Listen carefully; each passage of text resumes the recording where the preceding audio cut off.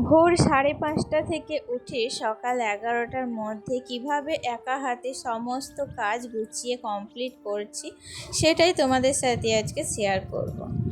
আসলে আর কালকে রাত্রে আমি কিন্তু সমস্ত তরকারিপাতি সমস্ত বাটনা করেই রেখেছিলাম, আর আজকে ঘুম থেকে ভীষণ সকালে উঠেছিলাম জানো তো। সকালে ওঠার একটা আনন্দই কিন্তু আলাদা। আজকে যখন সকালে ঘুম থেকে উঠলাম তখন কিন্তু ঘুমটা চোখটা ঘুমে টানছিল, কিন্তু কি বলতো, কিছুক্ষণ কাজ করার পর যখন রিল্যাক্সে সমস্ত কাজগুলো হয়ে যাচ্ছিল তখন ভাবলাম যে সকালে ওঠার এই আনন্দটাই কিন্তু আলাদা। সব কাজ কিন্তু তাড়াহুড়ো না, আস্তে সুস্তে কাজগুলো ধীরে ধীরে কমপ্লিট করার মতো আনন্দটাই কিন্তু আলাদা। তো এইভাবে যদি একটু সকালে ওঠা যায় তাহলে দেখবে প্রত্যেকটা কাজ খুব আরামে কিন্তু কমপ্লিট করা যায়, আর কাজটা পরিপূর্ণ এবং একদম পারফেক্টভাবে কাজটা কমপ্লিট হয়। যাই হোক, দেখো আমি কিন্তু সকাল সকাল আজকে রান্না বসিয়েছি তোমার 7:15-তে। এত সকাল সকাল রান্না করার কিন্তু বিশেষ কিছু কারণ আছে, চলো তোমাদের সাথে শেয়ার করব সব কিছুই।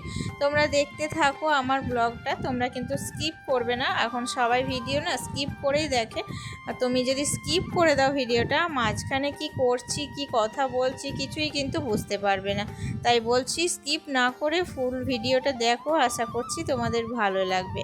দেখো, তোমাদের সাথে কথা বলতে বলতে আমার কিন্তু 5 রকম ভাজা কমপ্লিট হয়ে গেছে, তাছাড়া মুগের ডালও কমপ্লিট, আর এখানে করেছিলাম আমের চাটনি। তারপরেই তো বসিয়ে দিয়েছি মাছ ভাজা। বুঝতেই পারছো আজকে নিশ্চয়ই কোনো স্পেশাল দিন নয়, তো এত কেন মেনু হচ্ছে আমার বাড়িতে, তাই না? যাই হোক, ওদিকে মাছটা ভেজে নিয়ে সেই কড়াইয়ে কিন্তু আমি একটু এঁচোড়টাও কষিয়ে নিচ্ছি ভালো করে। তার আগে এঁচোড়টা আমি একবার আলাদা করে কষিয়েছি, আর এখন কিন্তু মশলা দিয়ে কষিয়ে নিচ্ছি।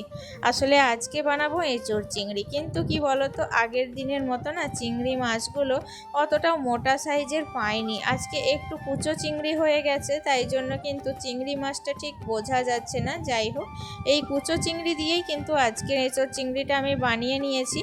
আর এদিকে বাবা আজকে অক্ষয় তৃতীয়ার পূর্ণ লগ্নে বসে পড়েছে পুজোয়। আজ আমাদের বাড়িতে অক্ষয় তৃতীয়ার পুজো দেওয়া হচ্ছে। তাছাড়াও এই অক্ষয় তৃতীয়ার দিনে আমার হাজব্যান্ডের কিন্তু জন্মতিথি, তাই জন্মতিথি অনুসারে আজকের দিনেই আমরা জন্মদিনটা পালন করি। তাই জন্য দেখো লাস্টে একটু পোলাও করেছিলাম ওর জন্য। তাছাড়া আজকে কি রান্না করেছি চলো তোমাদের সাথে শেয়ার করে নিই। দেখো, পোলাও তো রয়েছে, আর এদিকে রয়েছে এঁচোড় চিংড়ি যেটা আমি বানাচ্ছিলাম। তাছাড়া রয়েছে এদিকে 5 রকম ভাজা, আসলে জন্মদিনে যা হয়ে থাকে আর কি। তাছাড়া রয়েছে মুগের ডাল, তাছাড়া মাছের ঝোল রয়েছে, আর এদিকে রয়েছে লাস্ট পাতে চাটনি। আর জন্মদিনে সব থেকে স্পেশাল যে জিনিসটা, যেটার জন্য এত কিছু, সেটা হচ্ছে পায়েস। পায়েসটা কিন্তু আমি বানাইনি, পায়েসটা বানিয়েছিল আমার শাশুড়ি মা। আর তাছাড়া এতগুলো পদ সমস্তটা কিন্তু আমি একা হাতেই সামলে নিয়েছি। কারণ কি বলো তো, কালকে থেকে জোগাড় করে রেখে দিয়েছিলাম বলেই এত সহজে কিন্তু সব কিছু রান্না আমি খুব আরাম করে করতে পেরেছি জানো তো। নয়তো আজকে সকালবেলায় সমস্ত রান্নার জোগাড় করা, তারপর রান্না করতে গেলে আমার অনেকটা লেট হয়ে যেত। তাই আমি বলবো সংসারে একটুখানি বুদ্ধি থাকা কিন্তু প্রয়োজন। বুদ্ধি যদি না থাকে তো সেই সংসার চালাতে, হয়তো সংসার চালানো হয় কিন্তু চালাতে একটু পরিশ্রম করতে হবে, একটু কষ্ট করতে হবে। তো আমাদের যদি বুদ্ধি করে সেই কষ্টটা একটু কমানো যায় তাহলে ক্ষতি কী, তাই না?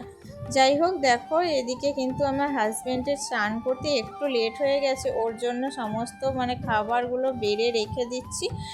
স্নান করে এলেই কিন্তু ওকে দিয়ে দেব। যাই হোক, দেখো এখন কিন্তু আমি প্লেটটা সাজাচ্ছি। আর আজকে অক্ষয় তৃতীয়ার দিন এত গরম ধরেছে যে কি বলবো। সকালে উঠে একবার তো স্নান কমপ্লিট করেছি, তারপর রান্না বান্না করেও কিন্তু আমার আর একবার স্নান করা কমপ্লিট হয়ে গেছে। জানি না এখনও রাত অবধি যে কতবার আমাকে স্নান করতে হবে। অবশ্য বেশি করে স্নান করলে কিন্তু আবার শরীর খারাপ হতে পারে, তাই জন্য বেশি খুব একটা স্নান করব না, অল্পের মধ্যেই। কিন্তু কি বলো তো, এত রান্না বান্না করে না একটু গরম ধরে গিয়েছিল, তাই স্নানটা না করে আর থাকতেই পারছিলাম না। এত একটা ভ্যাপসানি গরম ধরেছে, মনে হচ্ছে একটুখানি বৃষ্টি হলে ভালো হতো। আর এমনিতেও আমার হাজব্যান্ডের মানে জন্মতিথিতে বৃষ্টি হওয়ার সম্ভাবনা থাকে। আমি শাশুড়ি মার মুখে শুনেছি যে যখন ওর জন্ম হয় সেদিন রাত্রে নাকি বিরাট ঝড় বৃষ্টি সমস্তটাই হয়েছিল। আর আমরা কি মানি বলো তো, জন্মের সময় যদি ঝড় বৃষ্টি হয় তখন তার প্রত্যেকটা শুভ কাজে কিন্তু ঝড় বৃষ্টি হয়ে থাকে, এটাই কিন্তু আমরা মানি আর কি। যাই হোক, এদিকে দেখো আমার হাজব্যান্ডের এখন কিন্তু আশীর্বাদ পর্ব চলছে। স্নান টান করে নতুন জামা পরে কমপ্লিট হয়ে গেছে, এখন রেডি। আর এখানে আমার শ্বশুরমশাইয়ের আশীর্বাদটা হয়ে গিয়েছিল আর শাস্তে করলেন আমার শাশুড়ি মা। এদিকে রয়েছে নন্দাই।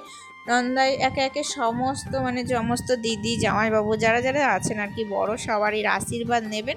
তারপরেই কিন্তু খাওয়া দাওয়ার পর্ব শুরু হবে। আর খেতে খেতে আমাদের প্রায় 1:30টার মতো বেজে গিয়েছিল, কারণ আমরা আজকের দিনে সবাই মিলে একসাথেই কিন্তু খাওয়া দাওয়াটা কমপ্লিট করেছি।